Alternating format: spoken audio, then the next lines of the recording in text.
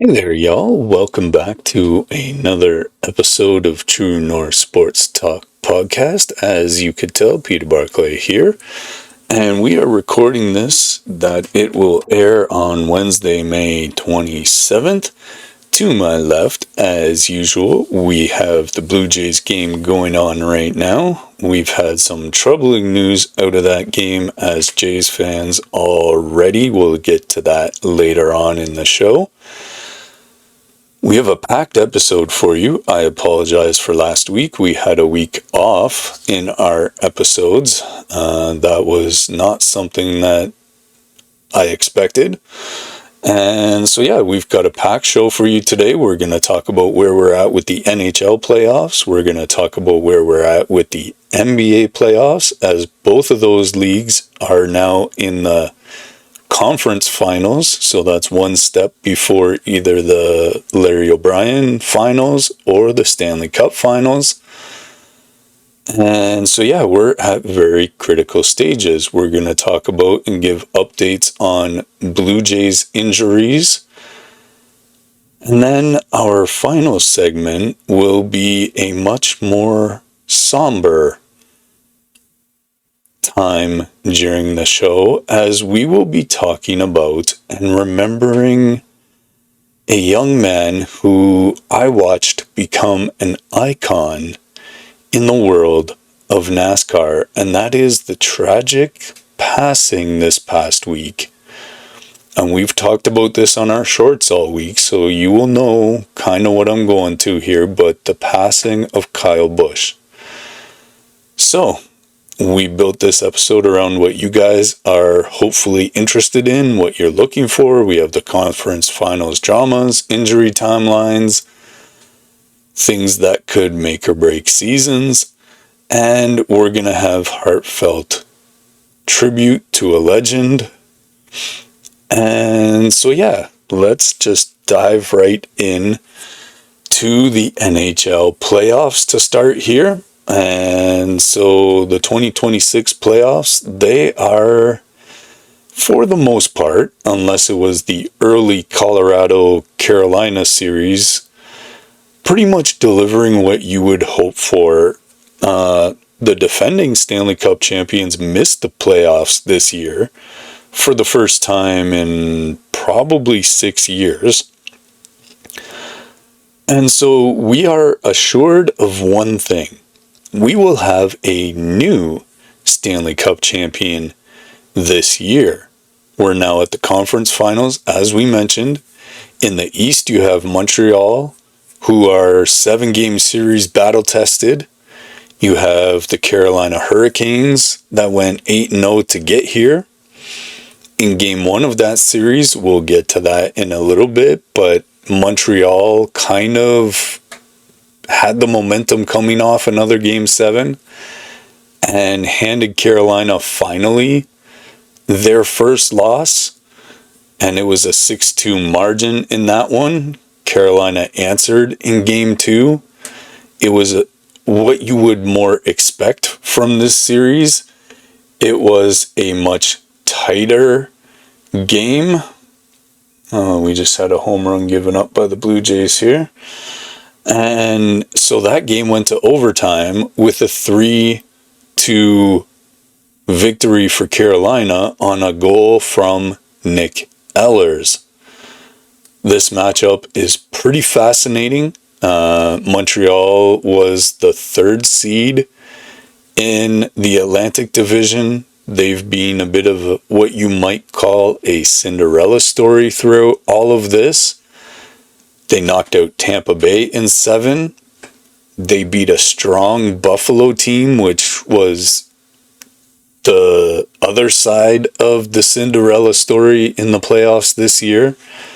No one expected Buffalo to even make the playoffs, much less make any noise. And they beat them in 7, 4-3. And so they're kind of playing with house money here. They are able to just, I know there's a lot of pressure. Montreal gets super hyped in that building, but they really made it to a place that maybe only they thought that they would get to. So there should be no pressure. They should feel no pressure to play loose, play easy, play your game. You can beat this Carolina team. You've shown that. The only thing is, though, these guys aren't going to roll over and just give it to you. But you should feel no pressure being where you are. You're the only Canadian team left, though, and so you have the entire nation behind you. Carolina, on the other hand, they were the Metropolitan winners. They swept Philadelphia in the first round. No, that was the second round. Who did Vegas have in the first round? Or not Vegas, Carolina. Philadelphia. I can't bring it out. Sorry, guys. Philadelphia was second round because they played Pittsburgh first round. Who did Carolina play in the first round? They just ran roughshod over them. Ottawa. There it is. I knew it was someone. So, to get to where Carolina is, they swept Ottawa out of the playoffs. They swept Philadelphia out of the playoffs. On paper, and you never play these games on paper for a reason, they look like the more complete team. They've had elite goaltending and defensive structure, which you would expect from a Rob Brind'Amour team. I guess y'all are looking for a lot of the Canadiens versus Hurricanes predictions. You know, around here at True North Sports Talk, we don't like predictions. People are looking for and considering Cinderella run of 2026. It's an underdog story. Martin St. Louis has kind of always had that type of chip on his shoulder throughout his career, even as a coach. And so up here in Canada, for short, because this is our only team left, it's got us searching for it. Now, out west, that conference finals has some in these parts, being southwestern Ontario, a little bit in a tizzy, simply because there is one Mitchell Marner on the Vegas Golden Knights, and the fact that he is playing the way he is has some Leaf fans a little bit annoyed. They are leading Colorado 2-0. I would say this is very surprising, as a friend of mine asked me, who's gonna really stop Colorado for the Cup? And I was like, the only team I can see is Carolina. And now here they are down 2-0 to the Vegas Golden Knights. That Vegas team is rolling. They took down Anaheim in the second round. They took down, I want to say Dallas? No. Yeah, Dallas in the first round maybe. And Colorado had Minnesota, and they had the LA Kings.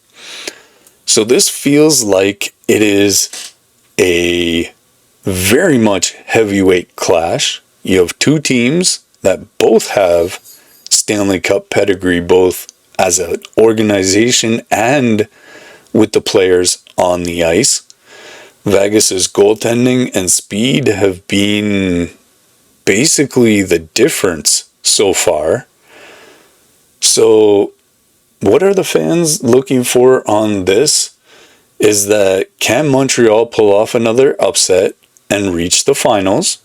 They haven't done that since the Carey Price era, and they haven't won a cup since being the last Canadian team to win it in 1993.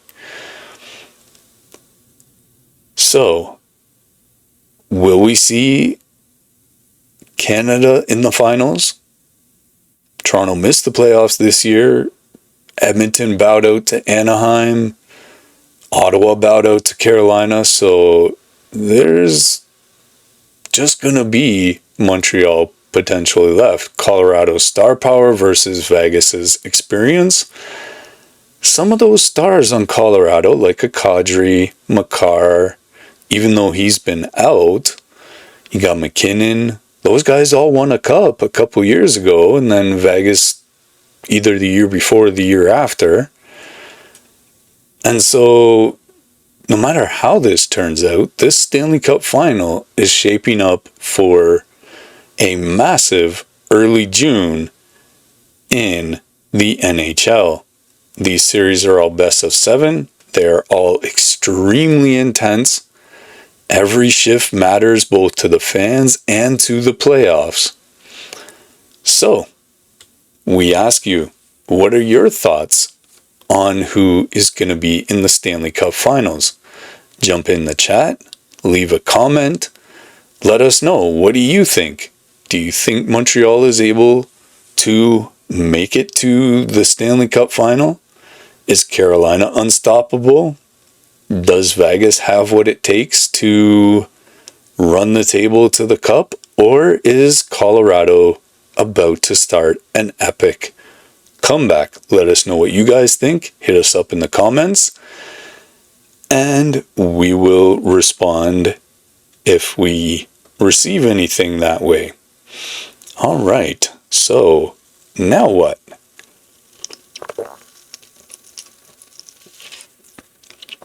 Well, now we talk about the conference finals in the NBA. Shifting gears here, shifting sports. And we are deep into the conference finals here again. Now, in the East, we have the New York Knicks. They have a commanding 3-0 lead over the Cleveland Cavaliers. A friend of mine who lives in that vicinity will be very ecstatic about the fact that her team is up 3-0. Now, up here north of the border, we're not real big fans of the Cleveland Cavaliers, just simply because of the history there between them and our Raptors. They put our Raptors out of the playoffs this year. And around here at True North Sports Talk, we may not have talked about this a whole lot, but personally, I believe in the fundamentals of the game. Playing the game the right way. Not doing things that are outside the rules. I've always felt that way. I've always tried to play that way. And for probably 15 years now, if it goes back that far, but for a very long time, since the days in Houston, and maybe even a bit with the Thunder, I have had a major beef, I guess, with the NBA in the way they officiate James Harden, but now just the way they officiate basketball in general. James Harden's step back 3, I don't care how you defend it or excuse it, it is a travel every single time. Plain and simple. 1.5 steps, that's all you get.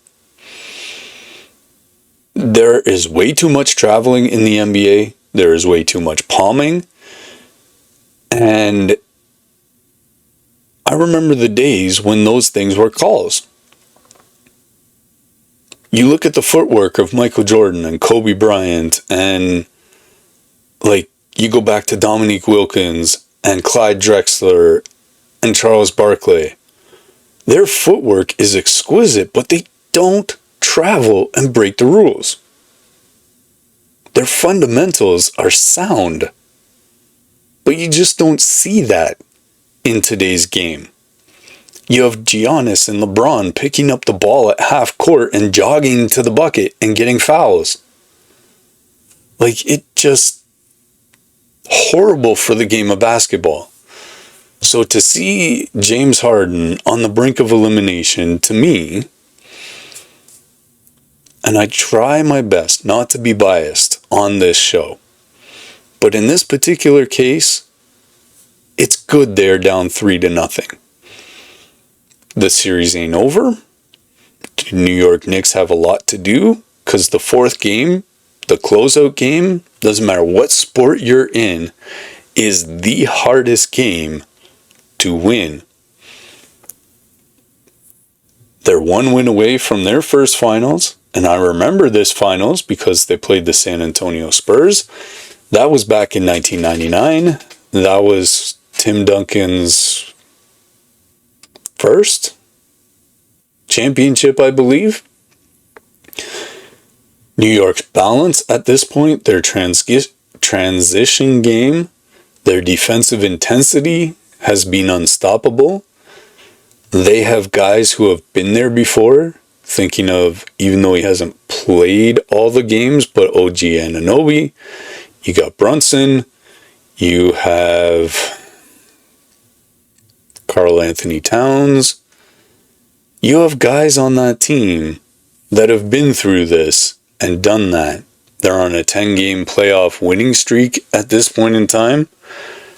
Cleveland does have fight, but they do have injuries.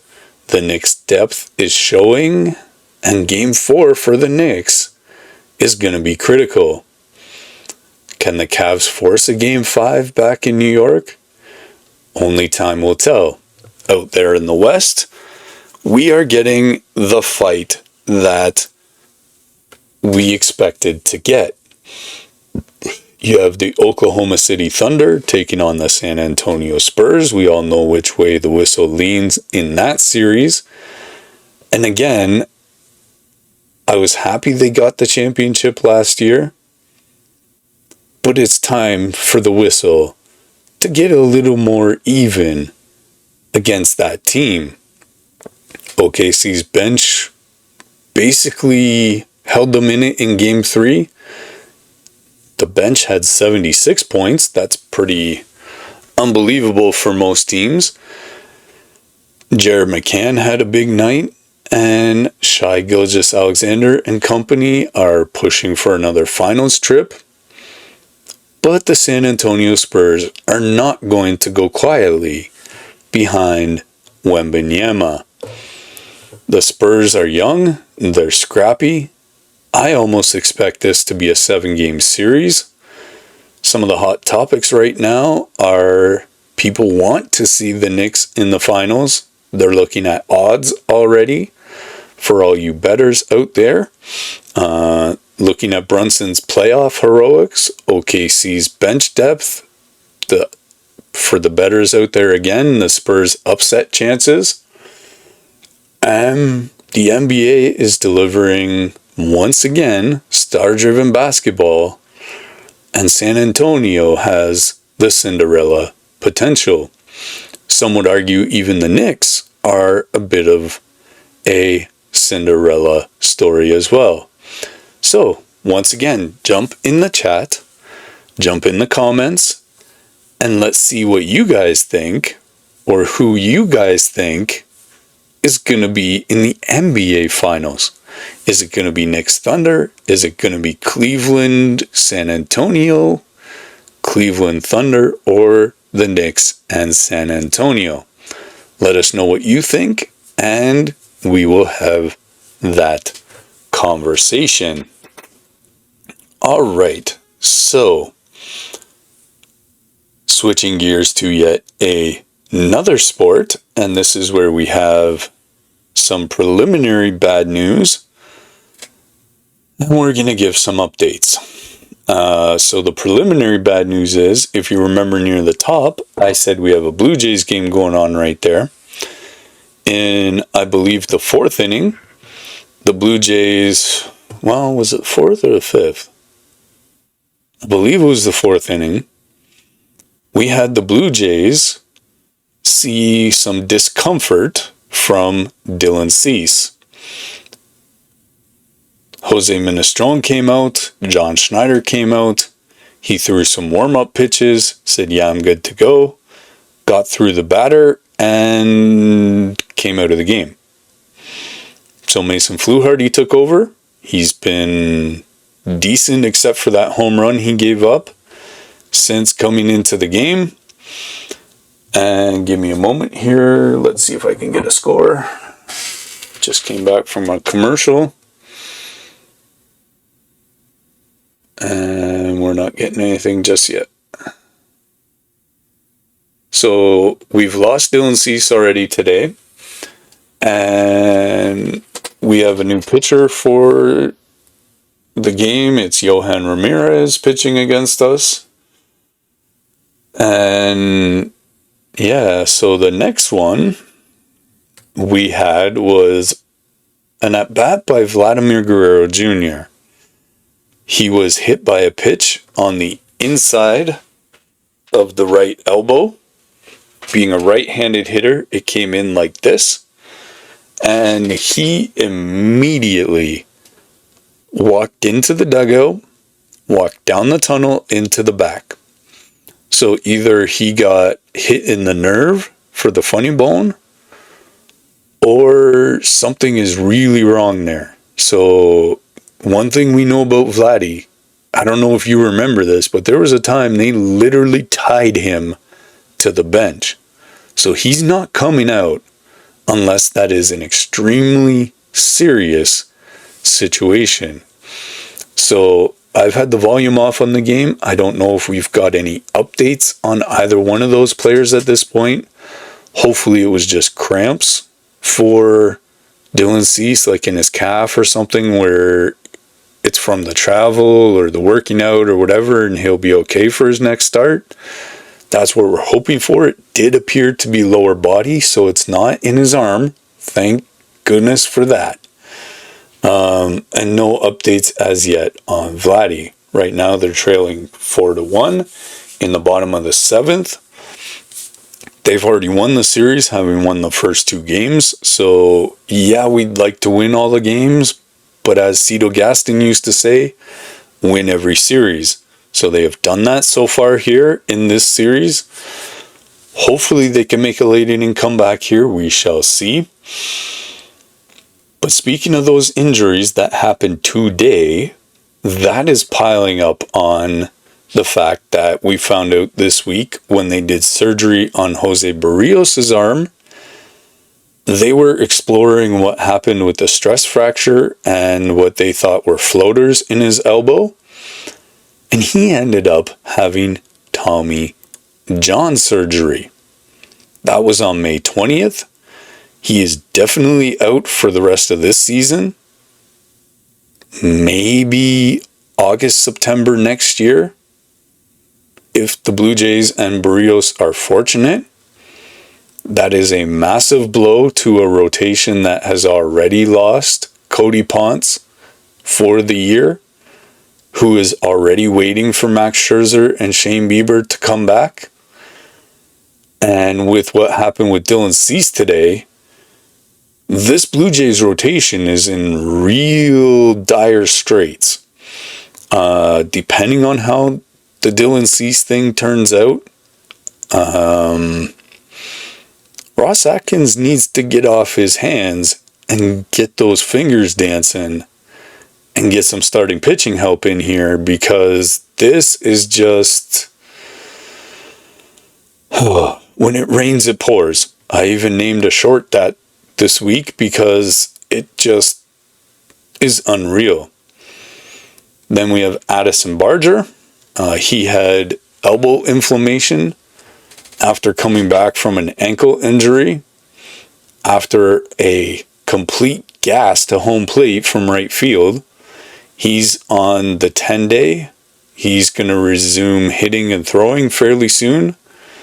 And we're looking at early June before he's back. Alejandro Kirk had thumb surgery. They installed some things in there to help that heal. He's being evaluated this week, and he will possibly be into some rehab games in the near future. Jimmy García threw a bullpen recently. He is progressing towards hopefully an early June return. That will help the bullpen out. That'll be a fresh arm and some very good closing setup man type experience that the Blue Jays have been lacking. Now, other than to say his name, I didn't want to really get into Max Scherzer too much. Just simply because, oh, that's not good.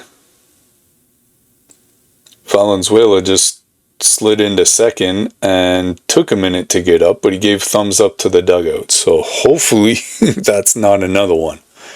But forearm tendonitis and ankle issues, he threw 30 pitches in the bullpen. They are monitoring him closely. They could really use him back in a big way.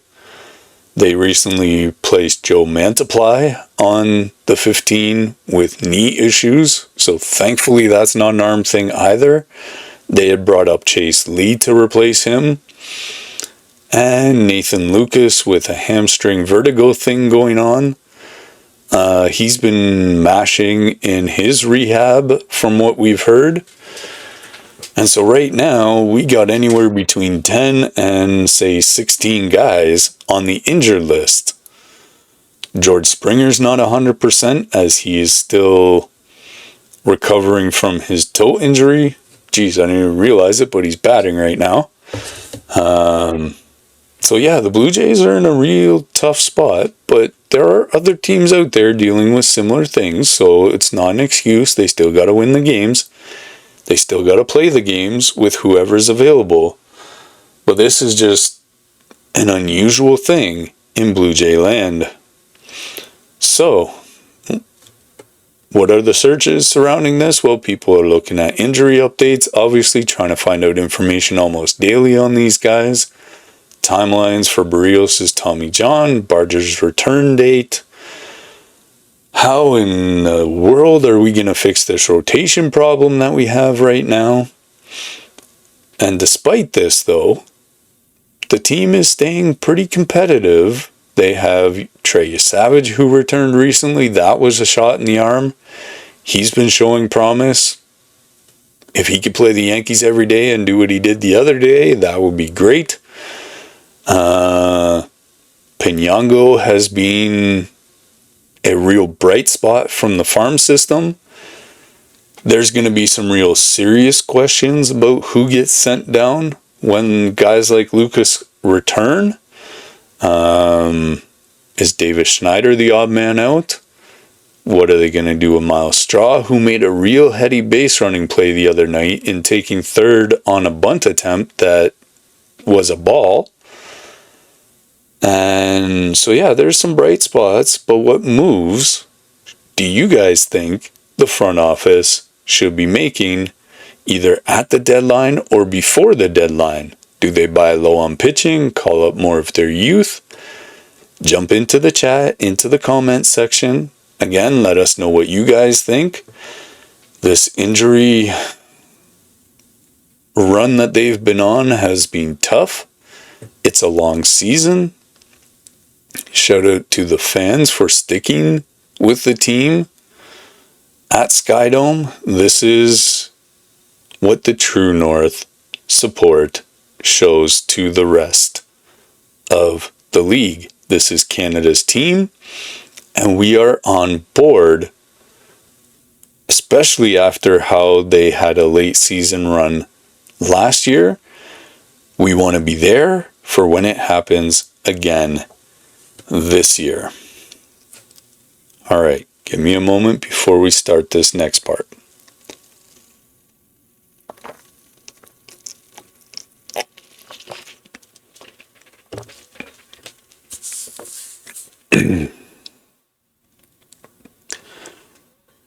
Okay, so this last segment before the closing is a far more somber one. It is difficult. We lost a true legend, or who is becoming a legend in the sport of racing. His brother Kurt, some of his other family members. This was a racing family. But we are talking about Kyle Busch. In my family, he's known as the M&M Man, as his cars often were sponsored by M&Ms. Kyle Busch was a two-time NASCAR Series champion in the Cup Series. He passed away at age 41. It started out, they call it a sudden illness, but it started out as a cold and sinus issue. I remember him being on the radio, I believe it was May 10th. I happened to be watching that race.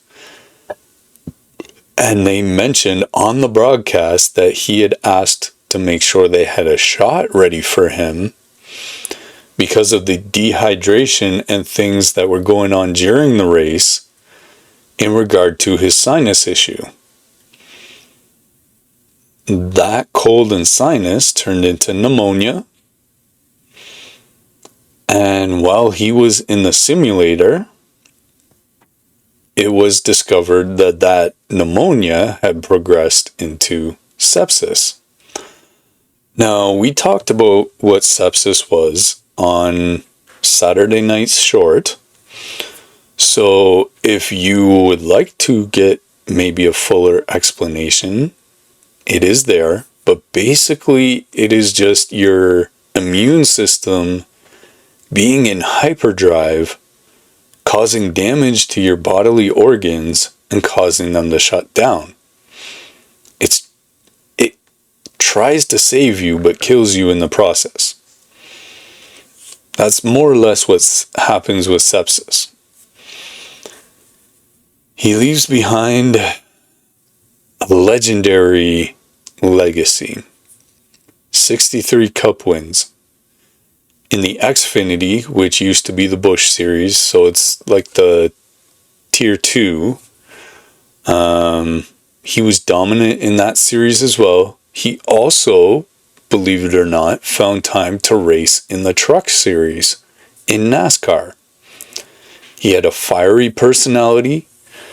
He had that thing that winners have. He was one of the more polarizing, albeit respected, drivers on the circuit. We've had tributes pour in from the likes of Dale Earnhardt Jr., Denny Hamlin, and basically the entire NASCAR community. Memorials for Kyle are growing at tracks like Las Vegas, Charlotte. I believe they're racing in Charlotte tonight. Richard Childress Racing is reserving his number 8 car, so it is temporarily retired. He has a son named Brexton that if he ever decides to get that far in racing, then that car would be reserved for him. Busch was survived by his wife Samantha and the children they had together. This is, as you can hopefully tell, a huge loss for the sport of NASCAR and motorsport in general. Kyle was intense, supremely talented, and more often than not, you would hear him described as authentic. He pushed the sport forward. And today we remember Rowdy not just for the wins, but for the passion and the drive that he brought to every lap. He did a lot of work in the community. And in our hearts, we will have a moment of silence for him and his family.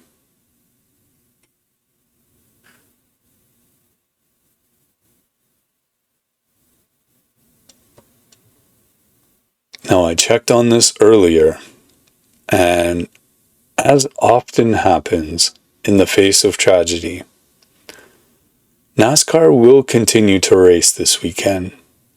If I saw the time right, the race starts at 6 p.m. tonight.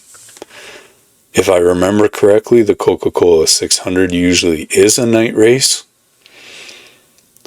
And you can imagine that he will be heavily honored at the track tonight. He has earned it. This is one of those gone too soons. And Kyle, wherever you are, we will remember.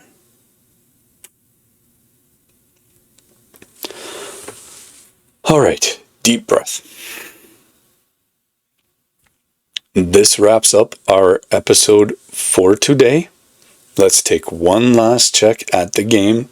Still 4-1, top of the 8th. Braden Fisher pitching.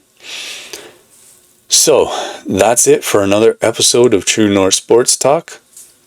Huge thanks for tuning in, for participating in the chat, letting us know what you think in the NHL Conference Finals, the NBA Conference Finals. Let us know what you think Ross Atkins should be doing right now as the general manager of the Blue Jays. Whether you're in Ontario, all of Canada, all of North America, appreciate you turning in. Or anywhere that True North fans gather together. Big games ahead in the NHL, NBA. Keep an eye on those. We'll be back to cover some of those things as they happen. Let's keep praying that the Jays get healthy real soon. And remember the legends who made sports great. As always, drop your chats drop your takes in the chat or in the comments. And don't forget to hit that subscribe button so that we can continue bringing you these episodes. Don't forget to join us next time as we will have another episode for you on the world of sports. Stay safe, support your teams. And on that note, we'll talk soon. See you next time.